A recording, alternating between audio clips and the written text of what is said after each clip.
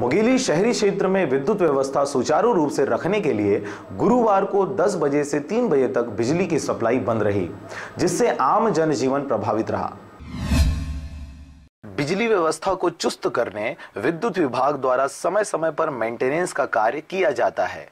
यह मेंटेनेंस का कार्य सप्ताह या 15 दिनों के भीतर किया जाता है, जिसके लिए जिस क्षेत्र का मेंटेनेंस करना है वहां विद्युत सप्लाई बंद की जाती है।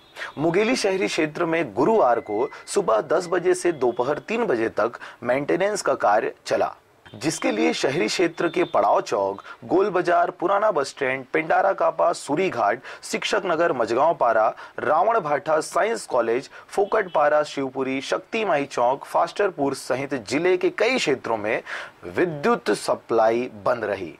अप्रैल माह होने व आधुनिकतम उपकरणों के उपयोग को देखते हुए बिजली व्यवस्था बंद होने की वजह से आम जनजीवन बाधित रहा। मुंगेली शहर में विद्युत व्यवस्था सुचारू रखने के लिए आज दिनांक 5/4/2018 को 33/11 सब स्टेशन मुंगेली में मेंटेनेंस कार्य किया जा रहा है। यह एक रूटीन प्रक्रिया है।